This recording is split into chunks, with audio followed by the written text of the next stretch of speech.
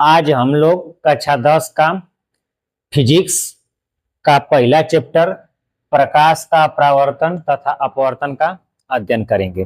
ठीक है, चलो। तो उसमें हम लोगों की पहली टॉपिक रहेगी प्रकाश यानी कि लाइट। तो हम लोग ये समझेंगे कि ये प्रकाश होता क्या है। थोड़ा ये सोचो कुछ समय के लिए कि अगर मान लो कि अगर कमरे में बिल्कुल अंधेरा है तो उस समय कोई भी वस्तु दिखाई नहीं देती है, लेकिन जो वहीं अगर हम लोग लाइट ऑन करेंगे सब कुछ वस्तुएं दिखाई देने लगी। हम लोगों ने क्या देखा कि जब तक लाइट ऑफ थी तब तक तो कुछ दिखाई नहीं दे रहा था, लेकिन जो वहीं लाइट ऑन हुआ वस्तुएं दिखाई देने लगी।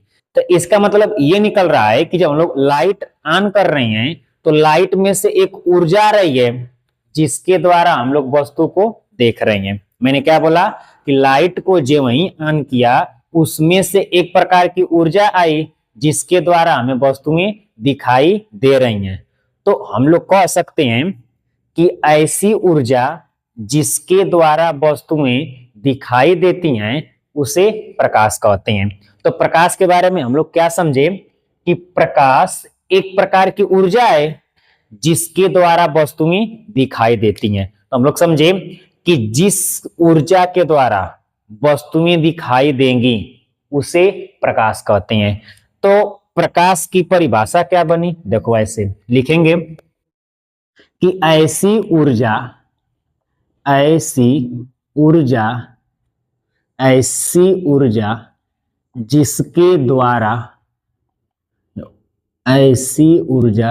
जिसके द्वारा वस्तुएं दिखाई देती हैं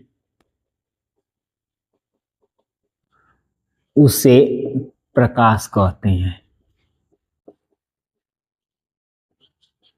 देखो डेफिनेशन बन गया कि ऐसी ऊर्जा जिसके द्वारा वस्तुएं दिखाई देती हैं उसे प्रकाश कहते हैं। तो हम लोग समझ गए कि प्रकाश एक प्रकार की ऊर्जा है जिसके द्वारा वस्तुएं दिखाई देती हैं। ठीक, तो प्रश्न उठा कि वस्तु दिखाई कैसे देंगी, तो प्रकाश के द्वारा। अगर प्रकाश नहीं रहेगा तो वस्तुएं दिखाई नहीं देंगी।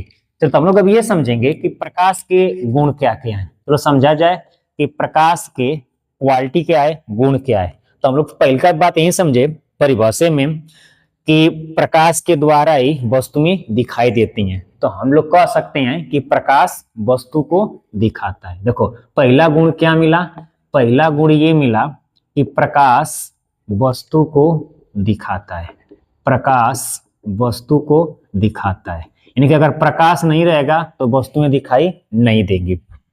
पहला गुण क्लियर कि प्रकाश वस्तु को दिखाई देता है। लेकिन एक बात को ध्यान देना, प्रकाश वस्तु को तो दिखाएगा लेकिन स्वयं नहीं दिखता है। मैंने क्या बोला कि प्रकाश वस्तु को तो दिखाता है लेकिन स्वयं नहीं दिखता है। प्रकाश दिखता नहीं है, सिर्फ वस्तु को दिखाएगा। प्रकाश वस्तु को तो दिखाता है लेकिन स्वयं नहीं दिखता। चलो दूसरी की बात जानो, प्रकाश जब चलता है तो चलने की कुछ तो स्पीड होगी। तो प्रत्येक माध्यम में प्रकाश की जो चलने की स्पीड रहती है अलग अलग रहती है। देखो मैंने क्या बोला कि प्रत्येक माध्यम में प्रकाश के चलने की स्पीड अलग अलग होती है। अब हर माध्यम में अलग अलग है। तो देखो, तो निर्वात या वायु में प्रकाश की चाल, देखो निर्वात या वायु में प्रकाश की चाल 3×10⁸ मीटर प्रति सेकेंड होती है। देखो मैंने ये बोल दिया कि निर्वात या वायु में जो प्रकाश की चाल है वो 3×10⁸ मीटर प्रति सेकेंड होती है। देखो मैंने ये भी लिखा हूं कि निर्वात या वायु, तो इसका मतलब ये है कि जितना निर्वात में चाल रहेगी उतना वायु में हम लोग बोलते हैं। लेकिन रियल में देम आ जाए तो निर्वात में थोड़ा सा अधिक रहता है, वायु में थोड़ा सा कम, लेकिन फर्क बिल्कुल थोड़े सा का ही रहता है। इसलिए गणना की दृष्टि से हम लोग मान लें, देखो निर्वात में जो चाल है इतना, जल में जानेंगे देखो तो जल में जो प्रकाश की चाल होती है, जल में प्रकाश की चाल 2.26 10⁸ मीटर प्रति सेकेंड तथा कांच में 2 × 10⁸ मीटर प्रति सेकेंड होती है। ठीक है, ये 2 गुण देखे। देखो तीसरी की बात, जो प्रकाश है सामान्यतः चलती है सीधी रेखा में। मैंने क्या बोला कि प्रकाश सामान्यतः सीधी रेखा में चलती है। प्रकाश सामान्यतः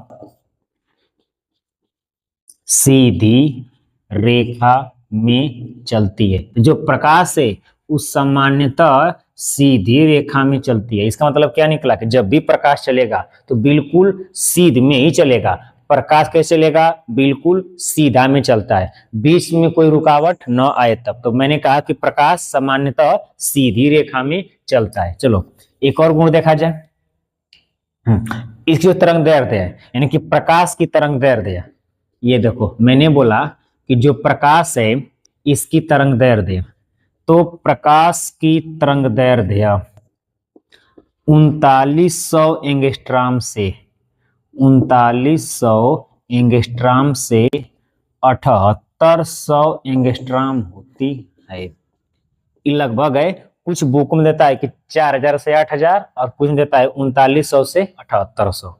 अब प्रश्न ये उठा कि मैंने बोल दिया कि तरंग दैर्ध्य इतना एंगस्ट्रॉम से इतना एंगस्ट्रॉम, तो इसमें तरंग दैर्ध्य क्या है? तो तरंग दैर्ध्य भी जान लिया जाए। देखो अगर कोई भी तरंग जब चलती है तरंग के रूप में, जैसे हम लोग का प्रकाश चलती है तरंग के रूप में, देखो तो मान लो कि तरंग के रूप में चला,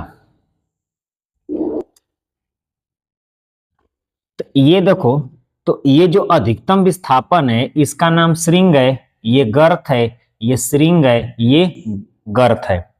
तो 2 क्रमागत श्रृंगों के बीच की दूरी या 2 क्रमागत गर्तों के बीच की दूरी या एक चक्कर में चली गई दूरी, देखो तो एक चक्कर में चली गई दूरी कौन है उसको दिखा रहा हूं। देखो तो एक चक्कर में चली गई दूरी है, देखो यहां से स्टार्ट किया, ऐसे घूमते घूमते घूमते घूमते यहां पर आ गया। देखो तो ये है पूरा एक चक्कर, देखो ऐसे आया यहां आया, इसको कहेंगे एक चक्कर। देखो जो ये है ये अर्ध चक्र है, फिर ये भी अर्ध चक्र है, ये पूरा एक चक्कर कहलाएगा। जो ये पूरा एक चक्कर की दूरी है, एक चक्कर की जो दूरी है इसी को हम लोग कहते हैं तरंग दैर्ध्य। यानी कि एक चक्कर की दूरी या 2 क्रमागत श्रृंगों के बीच की दूरी या 2 गर्तों के बीच की दूरी। देखो ये दूरी, ये दूरी, ये दूरी, ये तीनों सेम है, इसी को हम लोग कहते हैं तरंग दैर्ध्य। ये तो समझ में आ गया। ये एंगस्ट्रॉम क्या है? तो दूरी का छोटा मात्रक। दूरी का छोटा मात्रक बोलो क्या है? एंगस्ट्रॉम। और ये भी जान लो एक एंगस्ट्रॉम बराबर 10⁻⁻10 मीटर होता है। तो इस तरह से हम लोगों ने प्रकाश की डेफिनेशन जाने और उसके बारे में कुछ गुण जान लिए। चलो ठीक है, ये प्रकाश का गुण था।